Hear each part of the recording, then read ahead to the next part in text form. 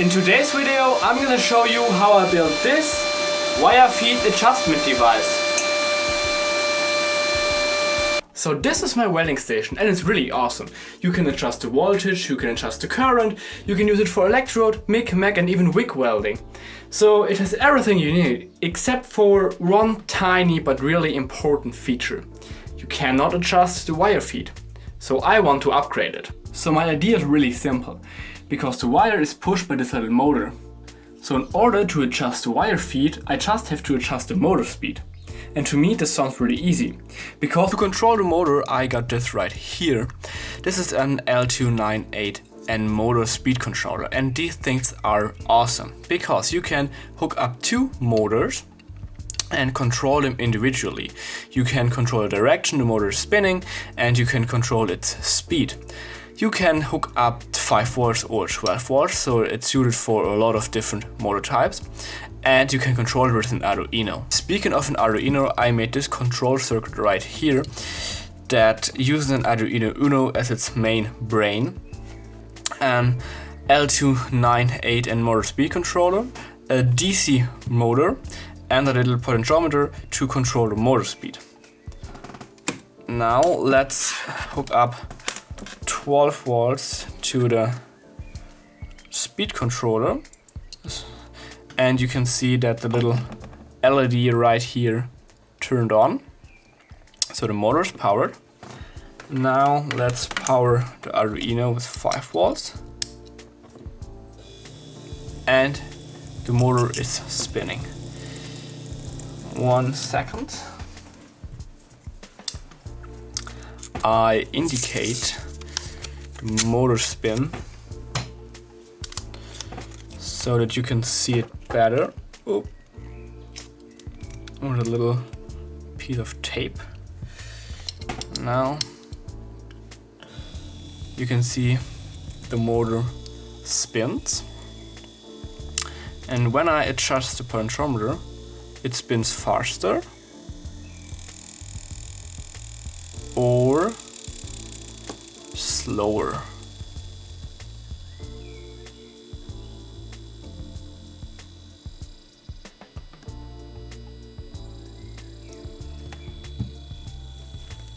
So that works. Now let's open up the welding station and have a look inside. So got my welder right here, and just in case you're thinking about doing this yourself, I'm losing all of my warranty when I open up this thing, and I'm doing this on my own risk. So I don't recommend to try this at home. I show here how to do it. It's for educational purposes. So that is a disclaimer. Let's start opening it.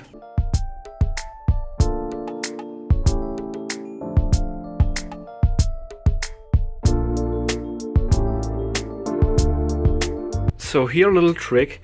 When I take something apart, I arrange the screws in the pattern I took them out. So when I put it back together, I make sure that all the screws are in the right spots. So for now this is maybe not that important because they're all pretty much the same length. But if you take something apart like a phone, there are different lengths of screws, and if you put a wrong screw into a wrong hole, you could damage the PCB.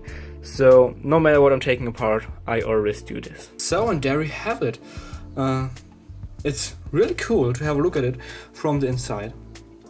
So let's quickly go over all the components. So here we have the main PCB. It's covered by this plastic foil. That's nice. And here we have really the thick wires going to the electrode on the outlet here. I don't know if you can see it. There, this is the weld where the gas comes through. So here you have the inlet and then the valve, and it goes to the nozzle at front here. Here we have a looks like a transformer unit. Then we have have a look at this, really big transformers in there, really big heat sink. So there's a lot of current flowing through. And oh, there's a little bug. Oh, get out of my welding station. Here we have a mother. control PCB, and here we got the front panel. But I'm interested in this. This is the DC motor, and wait, let me check if I can get a better look of it. Maybe from this side. It's a DC motor, as I already expected. It seems like it's connected to a gearbox on the other side and is protected by this plastic sheet. And when I have a look at it, especially at the back side, this seems pretty similar, because when you have a look at my DC motor I used for the test, it pretty much looks the same. What means that I can easily, or I should easily be able to connect my motor speed controller to here. But first I have to turn it on and let the motor run so that I can measure how much voltage it needs. Okay, so now I have connected two crocodile clamps to the motor, and they go into my multimeter, which you can see on the upper left corner. And I'm going to turn this thing on. Again, from this point, this is extremely dangerous because there's a lot of high voltage and high current flowing through this. And I'm not a verified electrician, but I'm doing this for a long time now, so I have a lot of experience, even though I'm really careful at what I'm doing now. So don't try this at home. Again, this is here for educational purposes. It's turned on.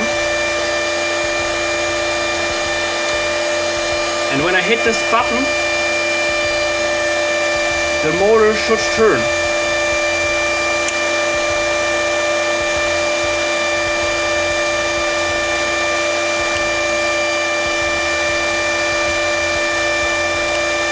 Alright, so I turn it off, but I'm not touching any components yet because there could still be charged components inside here and this could be really dangerous.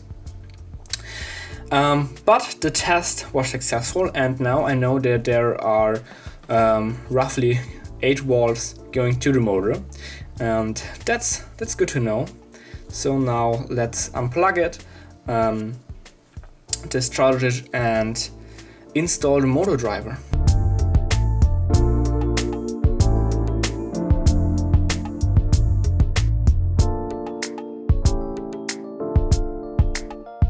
So alright, I extended the motor wires and plugged them into the speed controller, and I extended the power wires and plugged them into the speed controller. So now let's first turn on the Arduino.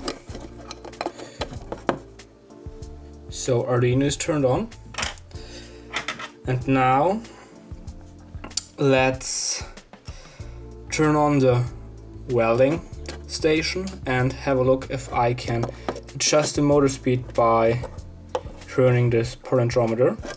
Again, this is really dangerous, don't try it at home. As already mentioned, I'm doing this on my own risk.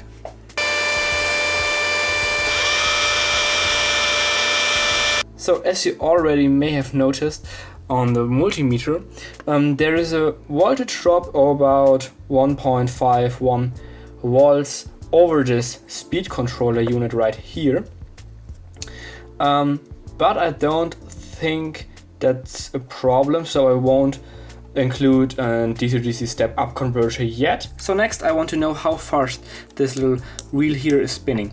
And to do that, I record it and spin it at full speed, and then at the lowest speed and at the middle speed.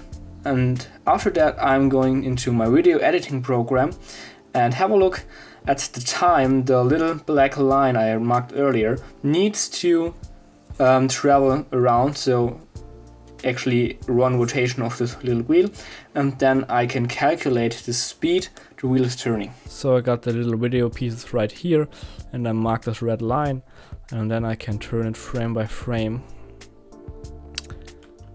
and exactly when it is at the same position I stop, and then I know how long this video is. It's 2.24 seconds, so I know the wheel needs 2.24 seconds to spin. So just knowing how fast this wheel spins isn't enough. I actually have to know the outside diameter of the thing so that I can calculate how much wire is pushed through. For that, let's first measure the overall outside diameter, and this is about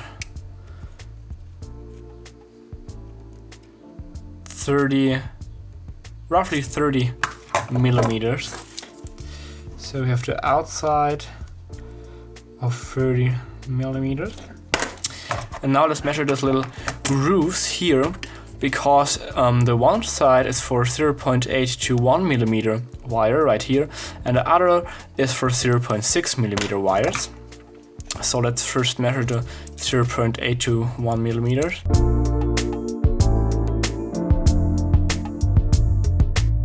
.3 millimeters for the 0.8 to 1.0, 29.3, and for 0.6,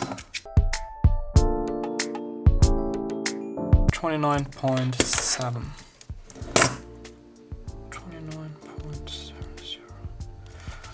So now that I have all the information, I made this table right here. On the left you can see the PWM signal. 255 is the highest it can go. This signal is sent from the Arduino to the L298N speed controller, and normally it's from 355 to 0, but here it's just 75, because if the PWM signal is lower than 75, the motor doesn't turn anymore. Then here I got the times. It took the motor to do a full rotation, and then I calculated the millimeters per second. For that I just took the outer diameter. I only calculated it for 0.8 to 1 millimeters, and here we have 92.049 millimeters outer diameter. And then I divided the distance, so the outer diameter, by the time it took the motor to do the rotation, and then I got the values right here. And then to calculate the meters per minute, I took the millimeters per second and divided them by 16.667, and then I get these values. And now I was able to make this graphs right here. Here you see the time and the PWM signal. So if the PWM signal rises, it takes the motor less time to do a full rotation.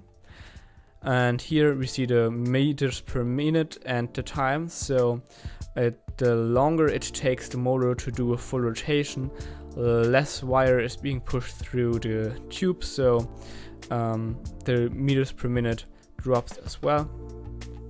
And here you see the meters per minute and the PWM signal. So when the PWM signal rises, more wire is pushed through the tubing. And now with all this information, I can program my Arduino sketch. Alright, so here is my circuit.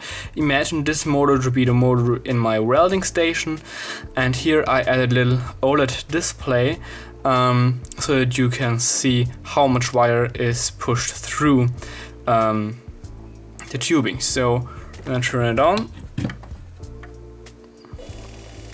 You see at the moment it's, can you see on camera?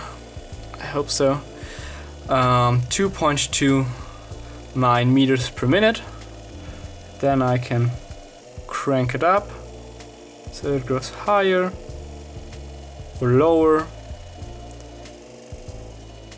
Yeah, the potentiometer is a bit broken, that's why sometimes there are these peaks like you see there, and so that I can adjust the amount of wire pushed through. So that is working. Now let's build some casings and install everything in the welding station.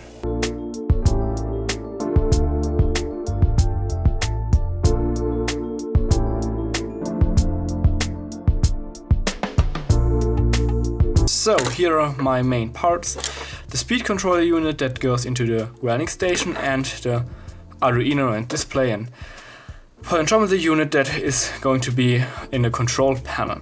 And I want to connect these two by a ribbon cable like that, and I also 3D printed a housing. And now some of you may think, oh my god, you forgot the 5 volts for the Arduino and it's not working without. And that's right, it's not working without, but I didn't forget them, because the speed controller already has a 5 volt regulator built in. If you have a look, here these 3 terminal pins. The middle pin is the ground pin, and here you got the 8 volts pin. And this pin is the 5 volts pin. So if I connect the 8 volts to here and ground to here, I can connect 5 volts to here, which I did. And then I'm sending through the ribbon cable to the Arduino. So now let's not waste any more time and put it together.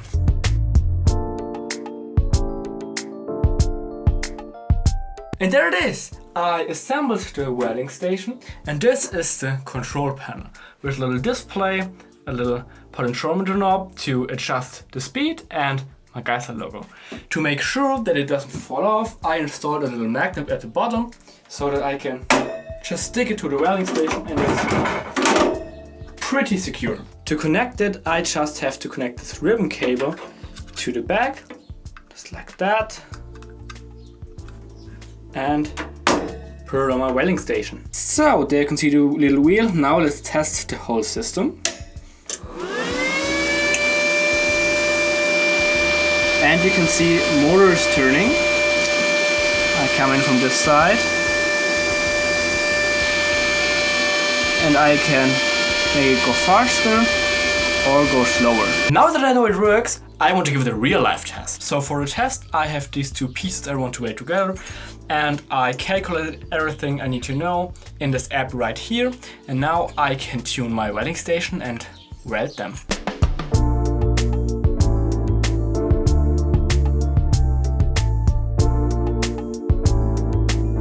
So all in all, I'm really happy how this turned out. Now I can precisely adjust the wire feed, and that's awesome. If you think so too, then feel free to like, share and subscribe. Here are more videos, here you find my channel, so have a nice day and see you soon.